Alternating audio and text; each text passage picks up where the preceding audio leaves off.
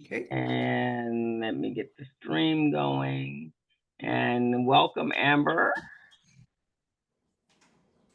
Good morning. Good morning. Good morning. How are you? I'm doing well. Awesome, How are you? awesome. Good. We're getting ready to go live in a few minutes and all of this stuff. You repping Sydney, Australia today, huh? No, that's the midfield satellite concourse at LAWA. Is it? Yeah. Okay, look at that. Okay.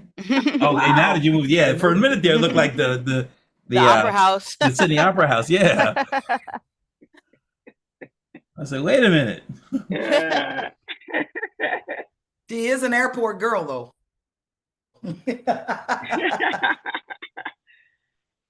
So you know what? I was telling Michael, in between Terminal 4 and Bradley, they have these robotic wheelchairs. Have you seen those, Amber?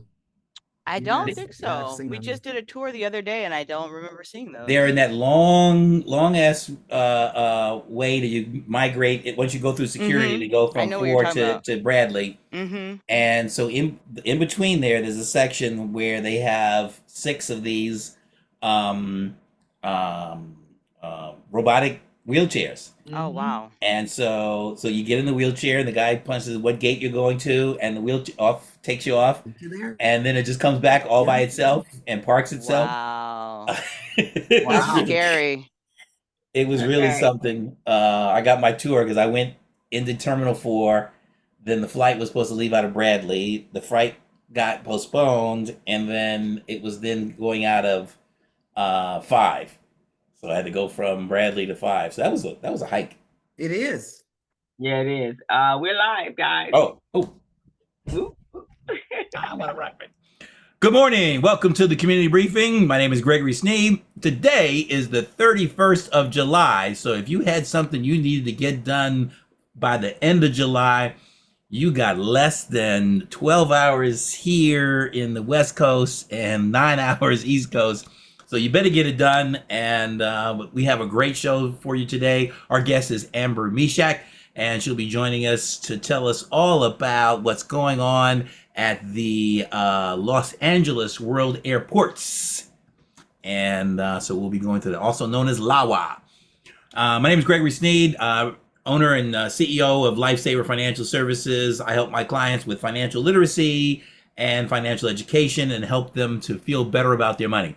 Now, without further delay, it's my pleasure to bring to the virtual stage the BizCamp Kids Educational Entrepreneurial Training Queen of the community briefing, Ms. Crystal Mitchell. Hey guys, I am glad to be back in the full. I'll be here for the whole entire episode. The kids did their pitch last Friday, and that was the end of BizCamp for this summer. We will be back in the fall with another amazing program. We have some incredible kids. I almost have to say, and I hate to say, what happened? I hate to say it, but I think this was my favorite cohort, the second one for sure, because the kids were just so on point, and they just I don't know, they just did what they were supposed to do, and they enjoyed every bit of it. And so I am very happy for this camp. I want to thank Robin, because Ms. Robin came in to be a coach, to be a judge for the kids and everyone else that was doing that. This is one of the most pleasurable things that I do, is work with the children, our young people, building new entrepreneurs. So glad to be back, though. My name is Crystal Mitchell. I am the inspiration behind the community briefing and bringing all these amazing people together so that we could bring you information and introduce you to leaders and stakeholders that are in our community doing some incredible things. Because if we don't tell our media story, somebody else is going to get it wrong. And so we're making sure that it's right. So welcome. This platform is powered and supported by Recycling Black Dollars and the BBA.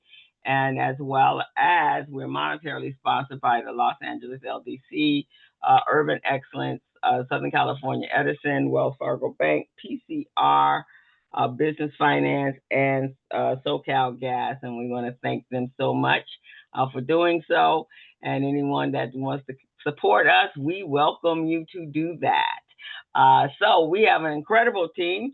You've already met Greg, and he will be our moderator for the day, and Ms. Robin Billups, and she is the female energy, power energy in the community briefing. Mr. Stephen Turner, he is the producer, and we are very pleased to have him. And with that, I'm gonna turn it over to Robin so she can introduce herself, and then we're gonna have our incredible guest is gonna tell us all about LAWA, the Los Angeles Airport. And with that, Robin, it's on you. Greetings, everybody. Glad to be here today. Robin Billups with the Connector with the Billups Group. I work with clients who are looking to assess, coach, and get to a strategic framework in order for their future activities to be successful. I'm excited about today. I'm very familiar with Amber Meshack and all of her exceptional work that she does. And so I'm not going to delay, Greg. I'm going to kick it back over to you so that we can get this program started. All right. Our guest is in hiding, I guess, so she'll hopefully come back. So today our guest is Amber Meshack. Oh, there she is.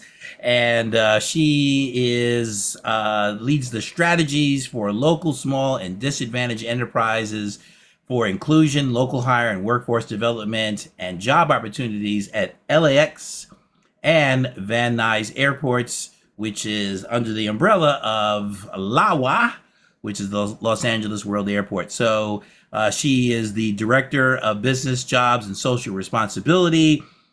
She was previously a Senior Manager for the LAMP Executive Operations and Special Projects.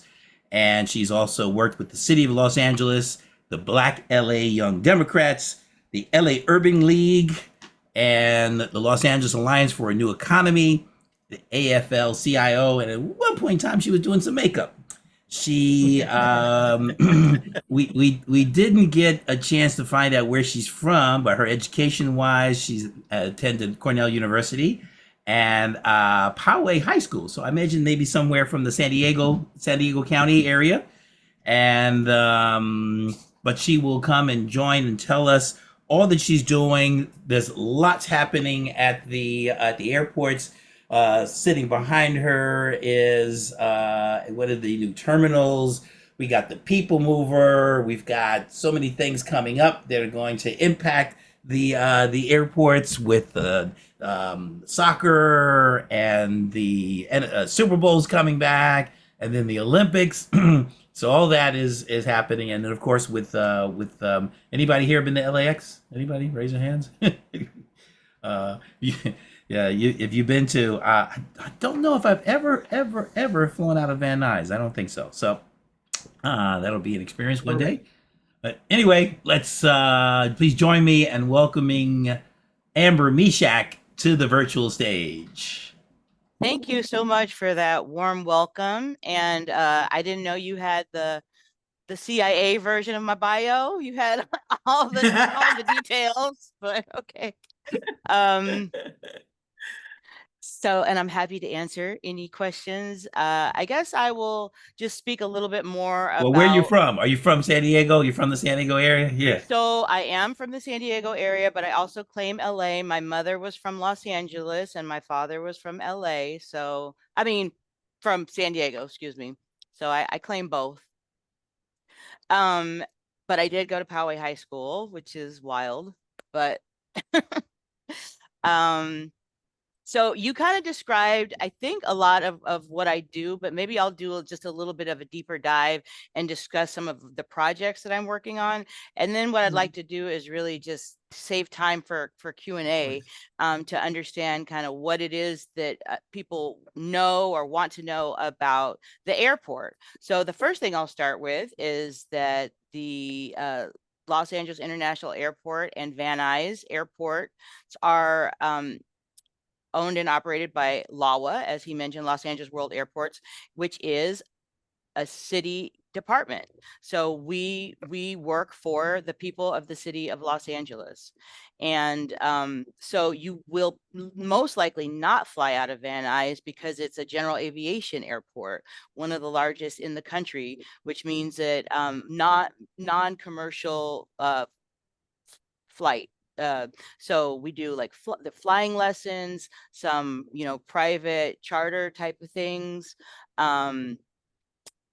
Another thing is, like, for example, the county fire has operations out of Van Nuys. So when the big Palisades fire was going on, they did a lot of operations out of that airport. So things like that. And so most of you probably know that airports, transportation and airports, transportation in general and airports specifically are huge drivers of our regional and national economies. And so with that, can anyone guess how many people work at Los Angeles Airport? Ooh. 60,000. That's one guess. What's another one? 100,000. Not that many, not that many. Okay. Below 60, below 60. 53,000. Close. So 20,000. about 50,000, about 50,000 badged employees work at Los Angeles International Airport.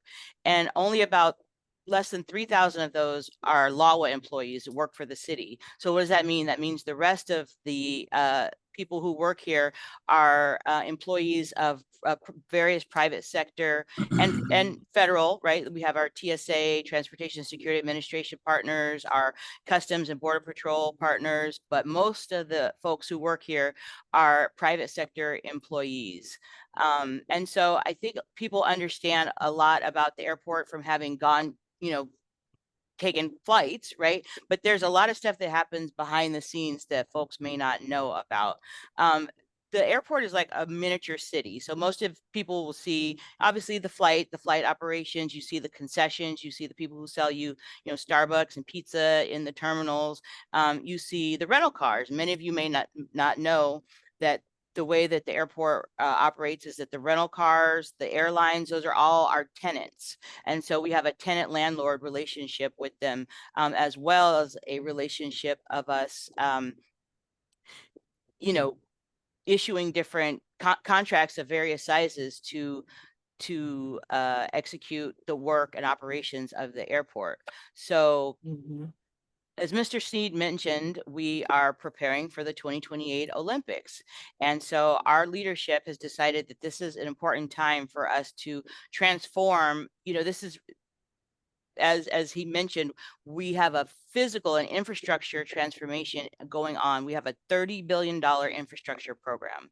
And we're about a little bit more than halfway spent of that $30 billion. So that's a big physical transformation.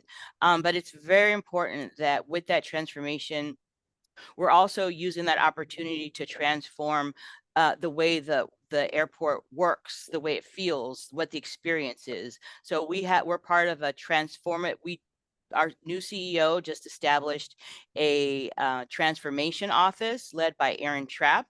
And so the focus is to really transform the experience of passengers, of employees, of our suppliers, our vendors, concessionaires, and the airline partners. So that is something that as we're operating the airport, we're constantly reinventing it, constantly transforming it. So what I will do is I'll give like a little bit, I'll share a little presentation that has a little bit more information about what my team does, and then I will open it up for questions. Okay. Oops, give me 1 second. We just gave you sharing permission. Thank you.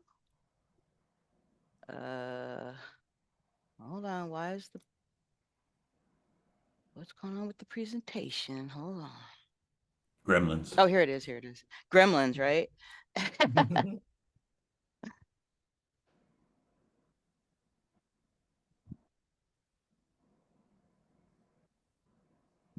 All right.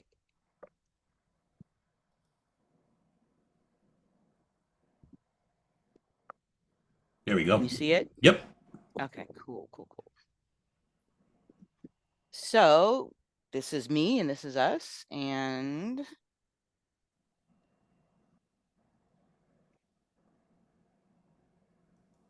sorry. What is going on with the sharing? Okay, here.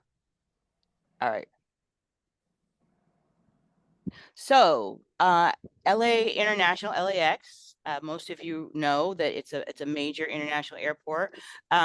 We are currently the number 5 busiest airport in the US, and we have been as high as number 3. And on an annual basis, we buy about $400 million worth of goods and services. So that doesn't include like our capital program. This is just the stuff that we need to operate, just, you know, the toilet paper and the cleaning supplies and the light bulbs and so on and so forth. And as I mentioned, we have a $30 billion capital improvement program ongoing. So we will talk about some of the big elements of that. Van Nuys Airport, I mentioned, was one of the world's busiest general aviation airports, which is dedicated to non-commercial air travel.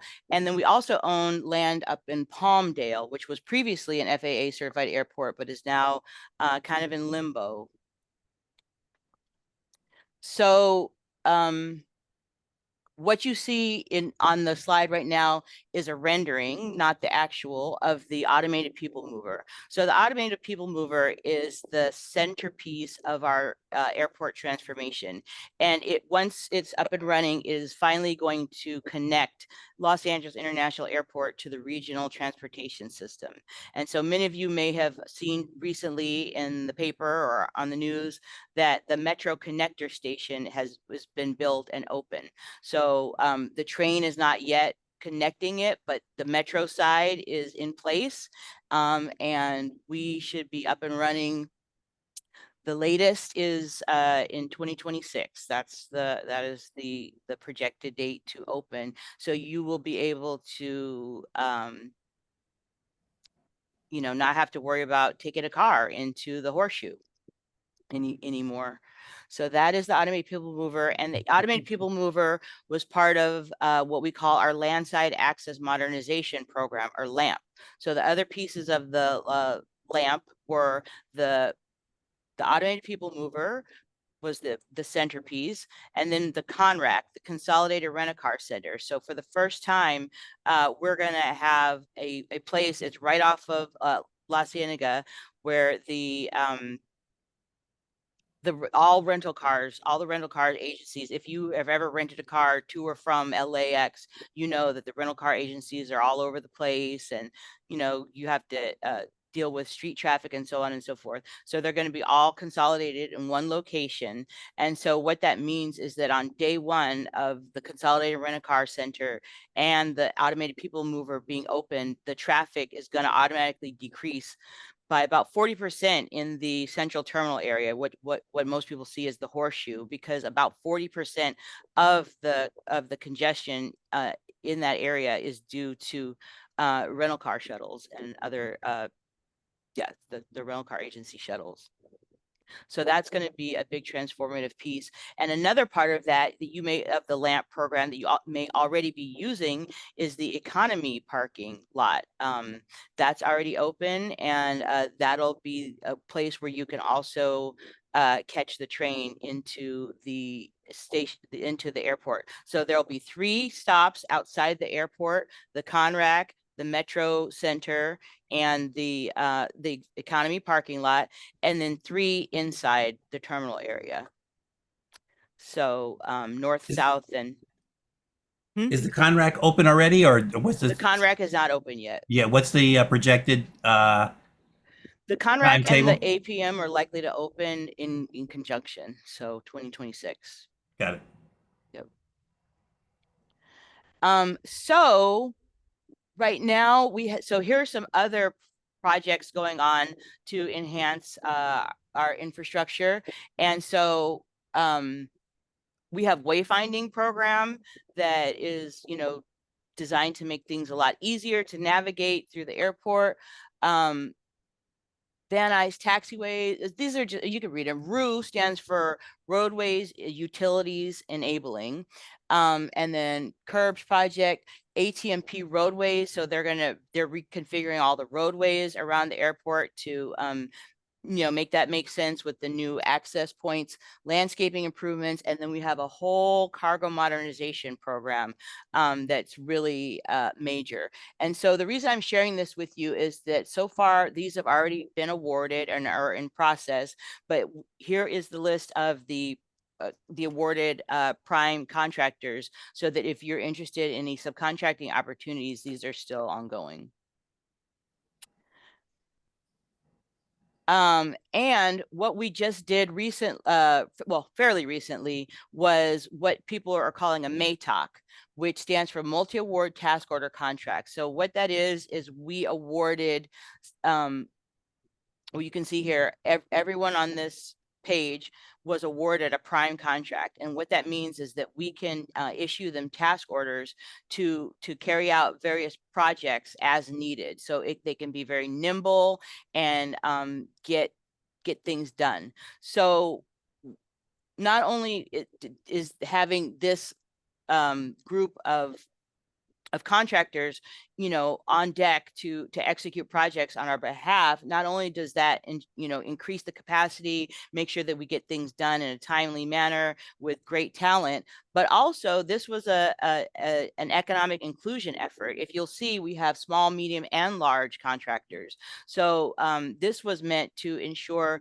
that we had small and medium, we had contractors of different sizes. And so I know many of you have heard of diversity, equity, inclusion. Many of you are aware that there's a lot of controversy around diversity, equity, inclusion, that many programs such as disadvantaged business enterprise are under challenge in the courts and so forth. Are any of you aware of that?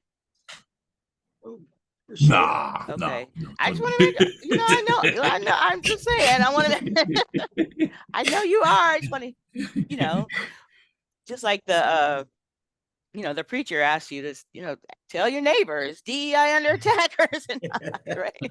So it is, right? But the reason I bring this up is because one of my jobs is to work with all of our different divisions to develop different strategies that we can keep advancing on economic inclusion on both the business side and the workforce, the job side, in a way that is, frankly, in most cases, what we call race neutral, or some people would call race ignorant, because we are in California, which we passed Proposition 209, back in the 90s, so actually California was on the forefront of eliminating a lot of the minority and women business enterprise programs that other states are still fighting to protect.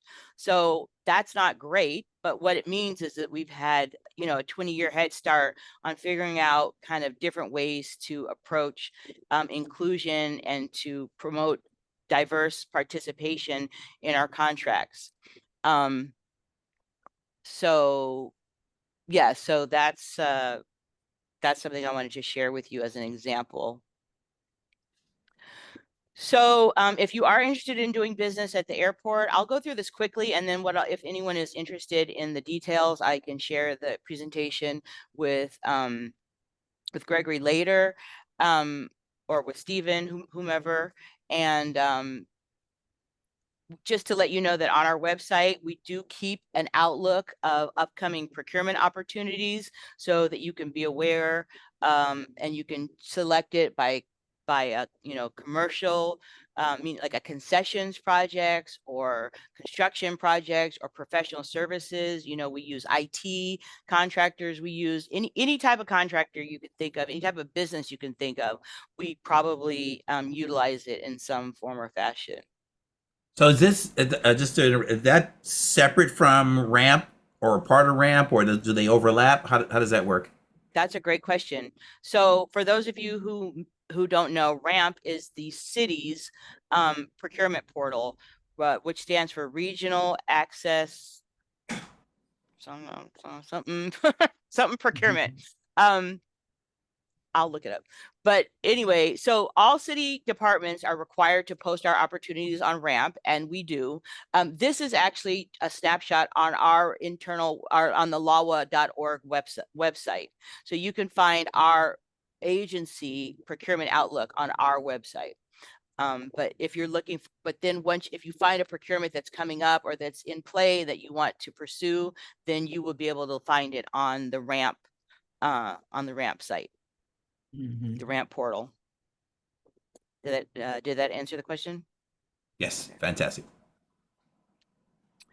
So yeah, so here's just like a snapshot of what it would look like if you kind of hone in. Again, I don't think we need to go over this unless, you know, folks are interested. And then again, I'll share this, but here are just some QR codes so that you can follow up and seek different resources. One program that I didn't talk about, I'll talk about a couple of what I've primarily shared with you so far has been on the business inclusion side. What I would like to share with you now is some of our programs on the workforce inclusion side. So one program that my team manages is the First Source Hiring Program. So we have a jobs portal, jobs@lax.org. And as I mentioned, most of our employment comes through all of our contracted private employers, contracted, you know, tenant private employers. And so as part of their contractual agreement with the airport, they're required to post their job opportunities on our website, preferably first before, you know, hence the name First Source. So it's very important that we work with our private sector employers to meet their demand with, you know, qualified local employees. And it's very important that we work with our community to make sure that folks are aware of the job opportunities and that and if they need help preparing for the job opportunities, whether that's something as simple as resume assistance or something more in depth, such as a new career training, you know, we have resources that we're connected to, and we want to, you know, really keep the whole ecosystem of job opportunities connected, so that you know, we want to keep the money in our region. I mean, that's, you know, as simple as that. We want the economic output of our airport to support the economic well-being of our communities. Another program that we have, if you know anyone who is interested in construction work, we have the what we call Higher LAX Apprenticeship Readiness Program. And that's a nationally recognized program to prepare individuals for union construction apprenticeships. So it's a great program that encompasses, it's held at Southwest College, and it teaches folks about the various crafts. It's based off of the multi-craft core curriculum, which is put together by both the craft unions and academic experts together. So it's a really the most elite kind of construction curriculum. And so it prepares it exposes them to different elements of construction. It exposes them to using tools, understanding, you know, the basics of construction math. But what makes our program unique and nationally recognized is that it also augments that basic training with physical conditioning. Because obviously being a construction worker is a very tough physical job, and supportive services, right? So, you know, maybe people need assistance. Maybe they have an issue they need expunged off their record. Maybe they have a challenge with transportation or childcare. We have partners through the county and other service providers who will pay for boots and, you know, tools, things that people need to advance their career. And again, this is preparation for union apprenticeships. So again, we are looking not just to get people into jobs at LAX, but careers at LAX and careers in aviation that are family sustaining careers. And so some of you may have read about the wage increase that is taking place. So airport employers are required to pay the airport minimum wage, which is higher than the local and state minimum wage. So again, airport jobs, even if they're very entry level, are going to have competitive wages for people, compared to what they can get on the street. But with that comes additional effort, right? Like it is a whole journey in and of itself to get to the airport, get here on time, make it to your work site on time, deal with, the public, deal with customers, provide gold standard service and so forth. So again, we have different resources to help people achieve not just job goals, but career goals. So here's our contact information. Another partner that I want to share with you, and I know some of you already know this partner and some of you have attended some of the meetings, but we, Los Angeles World Airports, and my team specifically, helped establish the first local chapter of AMAC. So AMAC is the Airport Minority Advisory Council. It's been in existence for about 40 years. So basically came in existence along with disadvantaged business enterprise programs at the federal level, and has consistently been an advocate for the economic inclusion of women and people of color in aviation and aerospace. And so not only have they just been a pioneer in that area, right now, have any of you heard the Mid-America Milling Company versus the U.S. Department of Transportation? So this is a case that is many people think is going to be the case that potentially dismantles the DBE program. It's in federal court right now and I don't have a crystal ball, but a lot of people think it's going to go to the Supreme Court. And it was filed against the U.S. Department of Transportation, which implements the disadvantaged business enterprise program. And basically, you know how these things go, and reverse discrimination, and get rid of it. It's not fair to the small white business. And so when it was filed, the Biden administration was in office, and so their DOJ was defending the suit. And with the change in administration, this current administration has declined to defend the suit. And so what the courts have done is something called an intervener. So they've allowed different kind of third parties who have an interest and who filed basically legal briefs on behalf of the program to essentially stand in as the defendants of the program. And so AMAC is one of those interveners in the federal court. So that's just to give you a sense of who they are nationally, what their role has been in advancing access for people of color and women in aviation. So we have a local chapter here. They're very active. In fact, our local chapter just won chapter of the year, the first time. So thank you. We're very proud of that because it represents a lot of blood, sweat, and tears that we put into connecting the community to the airport, and to also being voices for inclusion. I mean, at the end of the day, we understand this is about a piece of the pie. This is about opportunity. This is about legacy. And so I would encourage people who are interested in getting involved in airport business to join and participate in AMAC, because it's really the best networking. And I would say there's a lot of aviation industry organizations that we belong to, including Airports Council International, AAAE, etc. But I would say the people at AMAC are very generous with information and networking. And so again, if you're interested in business opportunity at the airport or professional opportunity in aviation in any way, this is just a great group to connect with. You'll find somebody who will definitely steer you in the right direction.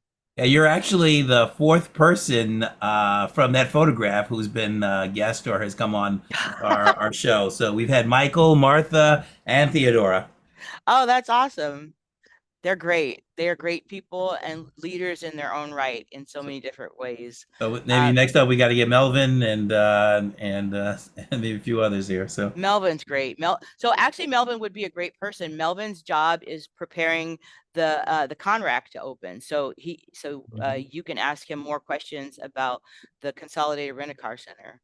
it's funny. I went through that recently at Thurgood Marshall, Baltimore Washington Airport. They had a consolidated rent-a-car return. It's huge. I mean, it's like two very large buildings, and it was kind of confusing because the Google Maps takes you to like the wrong place, but it's right next door, and and then you got to go out and figure that out. But it's also convenient because everybody's right there. Yeah. It's also good. Ours is bigger. Oh yeah. Ours is going to be the biggest Conrack in the world, and closer to the airport itself, probably. Since yes, Yeah. and it's the 5th largest I'm sorry. It's one of the I can't remember which ranking, but one of the largest concrete structures in the world after the Pentagon. So you actually can see it from space. Like it's huge. Wow. It's a huge building. So yeah, it's probably going to be, we might have some of those same problems, Gregory. So thanks for mentioning that. Yeah, so signage and where the Google tells you to go. There was a lot of us all going to the same place, so that was kind of confusing. And it's not really great signage there. I know you guys will do better with that. But can you share with us a little bit about? Oh, were you done? I'm sorry. Yes, I am. Oh wait, just one thing is for people who, that's it. I had a QR codes for the AMAC. Can you tell us a little bit? Crystal just finished a project with the kids, and I know you guys have a K-12 program. I can't name the name of it, and also internships. So share with us a little bit about that program. Does that come under LAWA directly or one of the partners? How does that work? Yeah, that does come under LAWA directly. I'm going to have to get back to you. I think you're talking about the ACE Academy, the aviation. I can't remember what ACE stands for. One of our sister departments actually manages that program. And before COVID, it was, well, actually, I think they're doing it. They may be doing it back in person again. They did it online for a little while. So I will follow up with, get the information on that program. Right now, we have a girls camp that's happening for young girls who are interested in careers in construction and aviation and engineering. So that's happening. And then the internships, we have a college internship program that's with LAWA. So you would actually be a city intern for that period of time. And I can provide information about that. They typically only accept applications once a year. I'm hoping to get them to start accepting them on a rolling basis because, we have a lot of students that live here year round or, may want to work on, spring break or, winter holidays, not just summer vacation. But those are some of the opportunities that we have for young people. And we're working on developing more pipeline programs to just give people more guidance as to, where entry points are, what kind of credentials you need along the way, and where you can ultimately end up. Because the world of aviation is just, it's actually really exciting. I didn't start off my career wanting to do this or even knowing about it, but I got bit with, once I got here, I got bit with the bug. So I love it. And it's interesting with, I'm from New York, and so New York had in Queens, aviation high school. And so they were learning, the different jobs within the airport, both in terms of the non-construction things, and then also aircraft mechanics was another big thing where they were able to graduate from high school and then roll in to work for one of the airlines and get usually a union job that paid pretty well. Yeah. Thank you for let me mention that. So So thank you for mentioning that, because that is, I think that's our ultimate vision, is we want to have something like that as far as like the high school portion. But we actually do already have an aircraft mechanics program that is one of the things that you would go to Van Nuys for. Our aircraft mechanic program is located at our Van Nuys Airport, and it's absolutely free. Mm. And we have like about a 85-90% placement rate after graduation, because these are, you know, highly in demand. However, because it's free, there is like a 2-year waiting list. So we're working on, you know, we're working with that program to try to, you know, see how we can expand capacity. But it's a great program, and the partner there is LA Unified School District. Many people don't know, but LA Unified School District has the largest number of registered apprenticeships in the, you know, in the country. And so not only is LAUSD, you know, I think we all associate them with K through 12, but they actually have a very robust adult education system. And so we work closely with both the LA Community College District and the LA Unified School District on many of our programs. Is it true that in order to get a job at LAWA, you have to take an exam on acronyms? You got to be a specialist in all the different. I went to one of your programs and I was just overwhelmed with all these acronyms. Thankfully, you didn't go overboard with them today, so I appreciate that. Yeah, it's acronym city there. It is, and that's so funny that you said that. I make an effort to not use the acronyms, because for one, they're just goofy. They don't promote, you know, communication or understanding.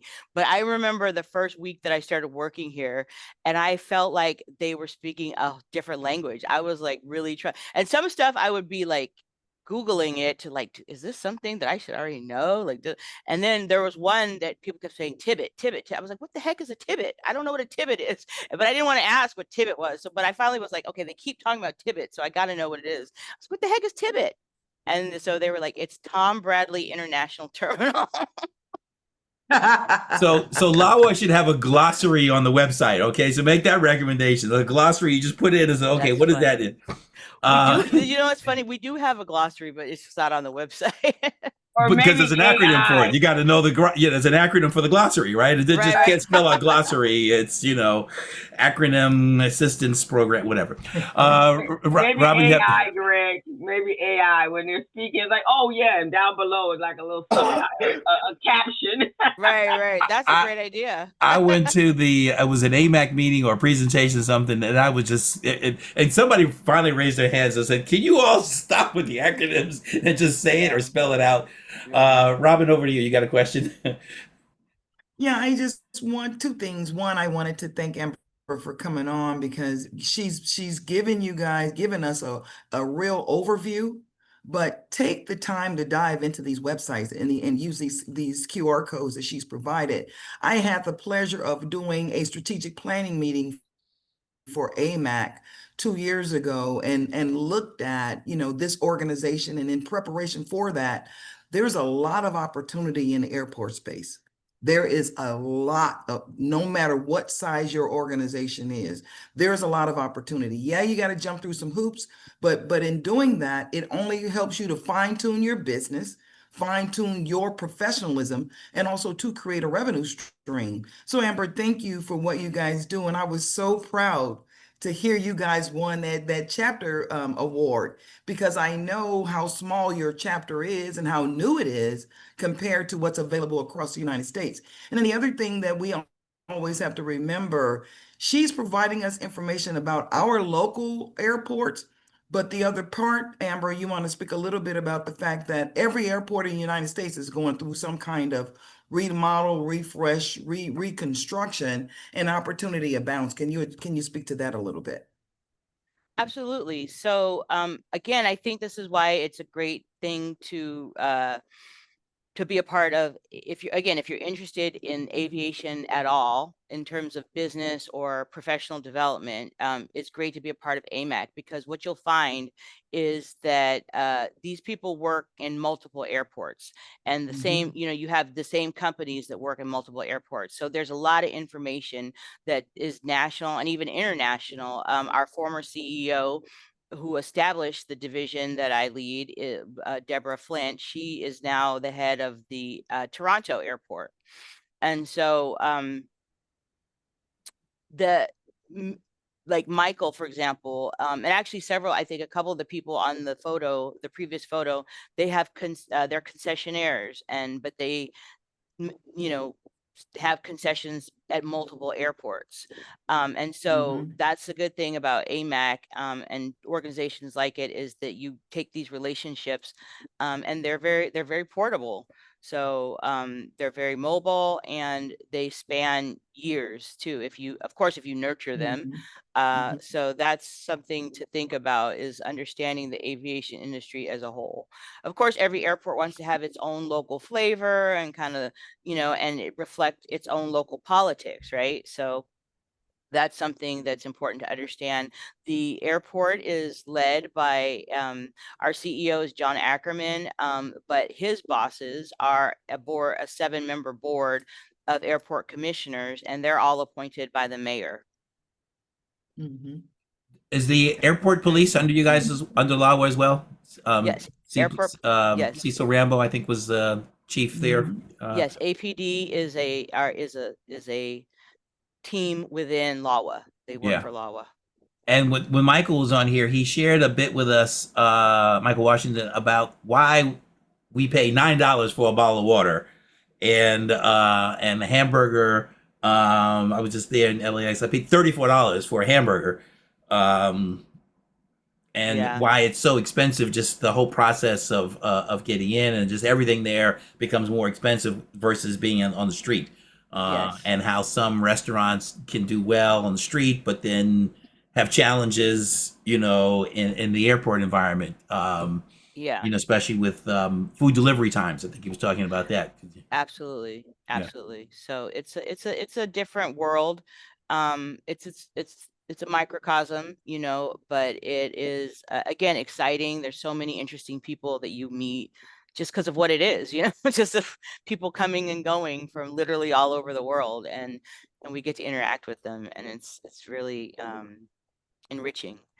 So what kind of airport secret or tip can you give to us in terms of navigating through the traffic, or getting through LAX, or just one of those little tidbits? It ain't happened to the people mover in a car wreck get finished. I know. I don't have, honestly, the main tip is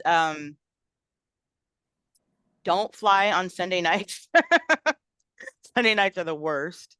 It's really about timing, like figuring out when are the busy times. And so we do issue traffic, and especially like for the holidays, we issue advisories. So I would say get like all the alerts set up, from your airline, but also checking on LAWA's website.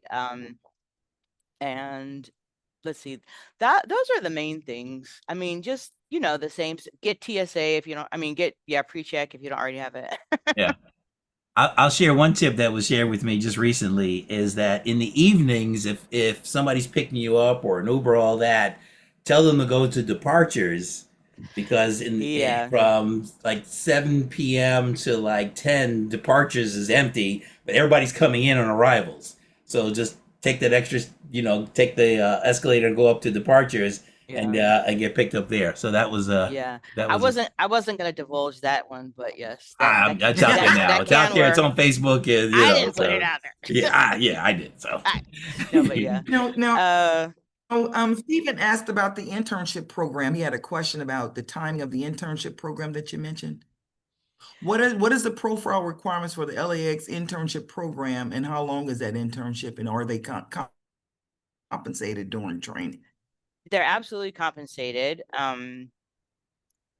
For sure. And that's like I said, it's a city position. I'll have to reach out. Our HR team actually runs the internship program. So after the meeting, I will follow up and get the details for you on when they're accepting. And it's basically anyone over 18 who's enrolled in school. So yeah, those are the. And it's on their website, I'm sure. I think so. Okay. I wasn't looking at the chat, so I don't know if there were any. I missed Stephen's question. Were there other questions in there, Nope, we're Robin, good. or We're we're good? good. We're good. The only other comment that I will make is when I did the research in preparation for the strategic planning session with AMAC, there are so many professional organizations led by folks that look like us for us. So if you're interested in the airport business or you want to be in the aviation space, align yourself with these professional organizations, the Black pilots, the stewardesses, the concessionaires. There's a lot of professional organizations that are out there that can support that effort to help you grow and develop and create a deeper network. Absolutely. And again, that's why I recommend AMAC. They're kind of a central hub for a lot of those. Most of these people are all members of multiple organizations and can steer you in the right direction. Okay. Yeah, I think AMAC last year when I do the Los Angeles Urban League's entrepreneur program for the kids, Biz Camp and Biz Institute, and I think we had some people come out, several people come out to talk to the kids and also become coaches, coaching them on their business plan. For their pitch competition that was at the end of the program. Yeah, they're a great resource, and AMAC Foundation has a scholarship program. So if they're interested in, that's something to keep in mind for your students. Yeah, we're going to be starting up in the fall, and so reach out to them. We want to start the programs where we're bringing their online and to our alums, just different programs on how they can launch their business, where their opportunities are. One of the things that we hear from the kids is the fact that finding internships, especially as they're going to college, is very challenging for them because there's no one place that they can look or network in order to make that happen, and that's required, and Welcome to the real world. It's the real world. But as I've stated on here before, the little Anglo kids are on LinkedIn at 13, 14 years old. And those algorithms will help them identify internship, scholarship, mentoring, and job opportunities. So that I strongly suggest. Or realistically, their parents' homeboy is helping. That's really what's happening. Exactly. I mean, both, but I mean, so we have to do a little bit of all of that. Yes. Can you go back to one of your slides had the corporations that are doing the contracting that was sort of a small, medium, and large. That's a great because slide. Because there's opportunities there. And that's just one contract. This one. Yeah, exactly. Yeah. Yeah. So we have several of these. So what the MATOCs, we have a MATOC for this one is construction and design build. And then we had another one that was program management services. And then we had another one that was engineering and architecture. And so yeah, so this was just an example of one. This is the most recent one. There's going to be about $5 billion worth of projects done under this one. And just an example of how, breaking it down into smaller sizes, creates opportunity for different size businesses to be the prime contractor. And being the prime contractor, without going into, too much weeds, being a prime contractor is a real boost to your business capacity in a number of ways, not the least of which is that you're the first on the chain to get paid, and then that you're also having that one-on-one direct relationship with the agency and and the agency leadership. So being able to have primes of different sizes and different backgrounds is very critical, is a critical strategic objective.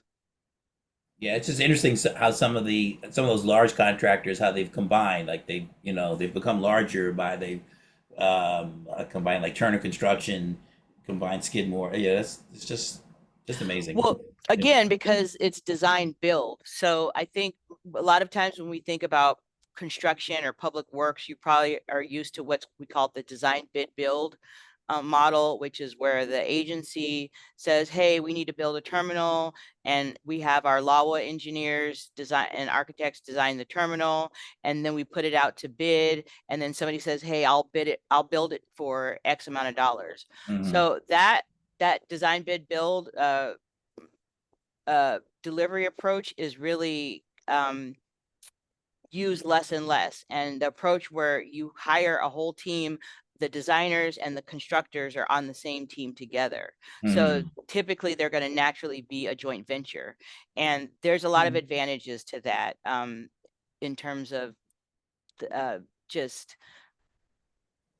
minimizing change orders, just design and construction cohesion, putting the risk management on the team. There's a lot of you can start building some pieces of the program of the project while others are still being designed.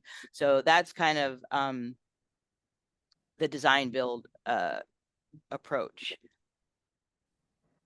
Okay, Any other Good. questions? I think we're good. Do you have a favorite restaurant in the in the terminals? You know what? There's a lot of good restaurants in the terminals. Okay. I like Chicken and Beer is good. We have the local hop Crown and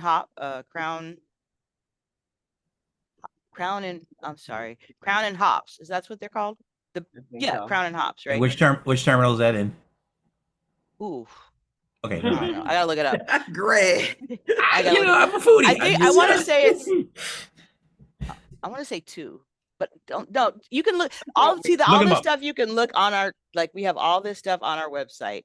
So you can find out what offerings are in each terminal. And so let's see, Ford Filling Station is good. We have a Homeboy Cafe. I mean, I like all the local stuff. Favorite. Right? Yeah, So- and it's good to Homeboy see is so- some thank you guys for minority, putting them there. and kiosk and stuff there. So it's great. Yeah. So thank you. Yeah. Amber, yep. I had one question before we close out, Greg.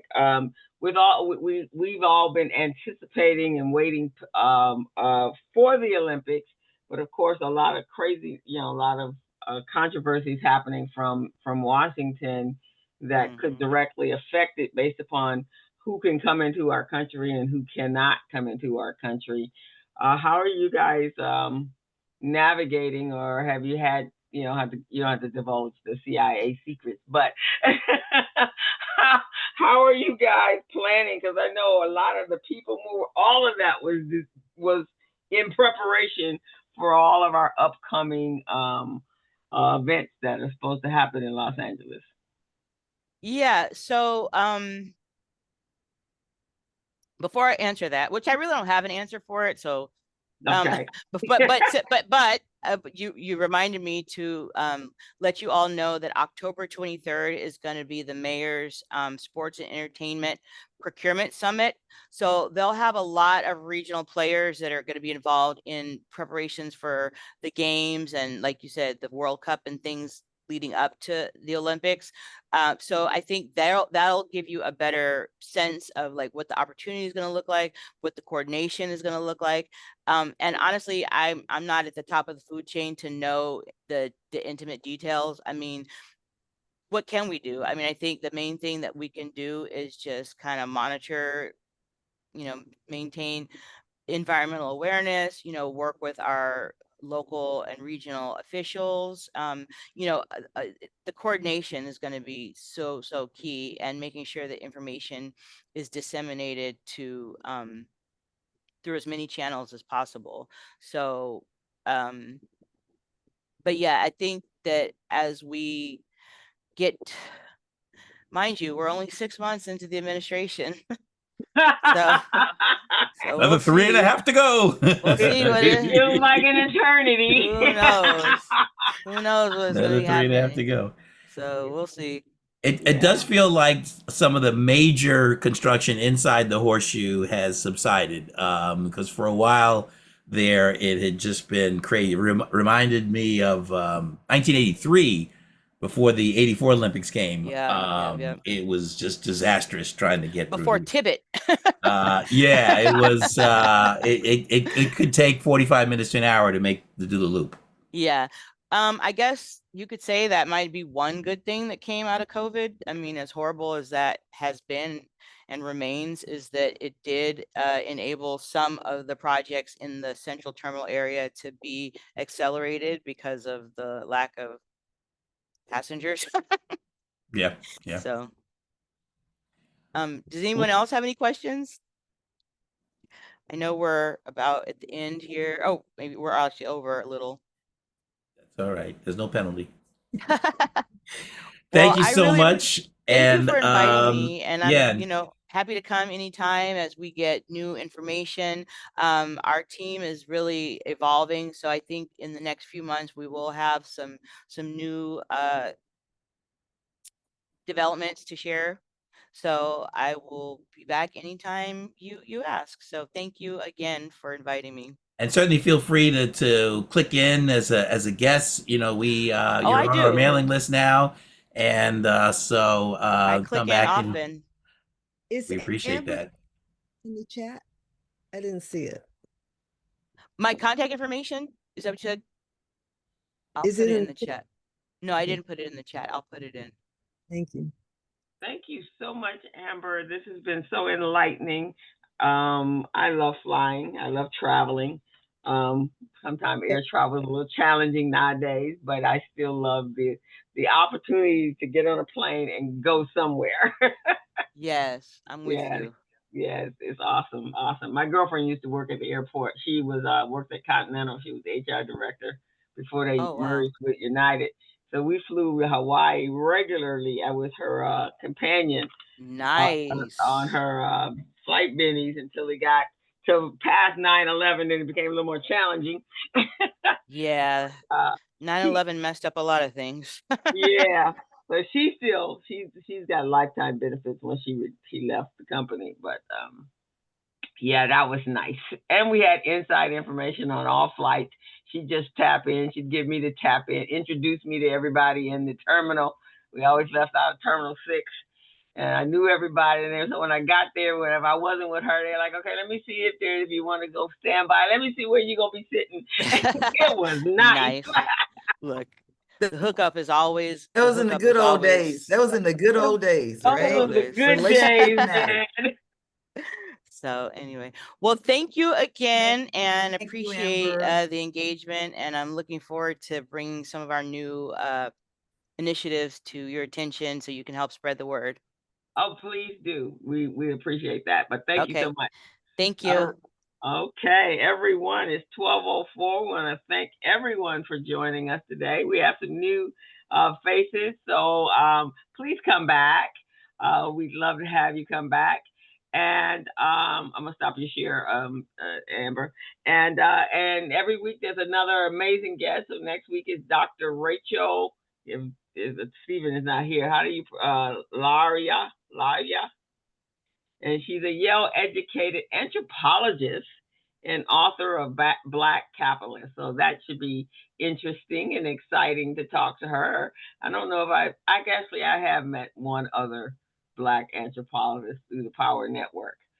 He does archaeology digs in Egypt. But this will be interesting. Never a female. So awesome. Welcome. And congratulations to Delmy. Yeah, Delmy Congratulations is on here. He has a Delmy new got a new gig. Yeah, got a new role with a new bank. Thank you. That's Thank coming you, into our Robin. market strong. You know, it's going to be exciting. Yeah. I'm so excited about the opportunity because the reason I moved, as you guys know, I really, really like to help our communities. And they have promised to bring so much into the Crenshaw area.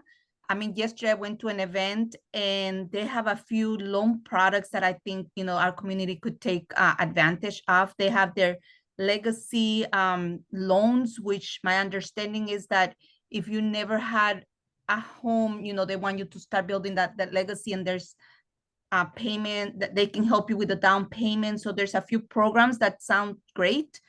And the best thing is that my branch on 3000 Crenshaw Boulevard is going to be open for nonprofits, small businesses. So if you want to come and meet with your clients there, call me. If you want to come and host a small, event there, call me. You can come and use that space for the community. So I'm very excited about that. We're That's going to Awesome. We're going to extend an invitation to you once the dust settles, because I think the branch is opening in September. Yeah, we're And hoping- maybe sometime between now and then, we can have you work with Stephen to get a date to get you on program here. Yes, that will be awesome. Yes, but I am very excited about the, what it's coming to Crenshaw. Yeah. So, And a new name too, right? In and a new September? name. So right now it's Amqua, which a lot of people couldn't really pronounce. So now it's going to be changed. September 1st is going to change to Columbia Bank, Which is the parent company. the parent Yes. company.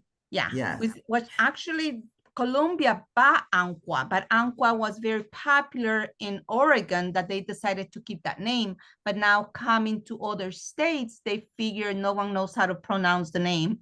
So they'll change it to Columbia Bank. Sounds like a wise choice.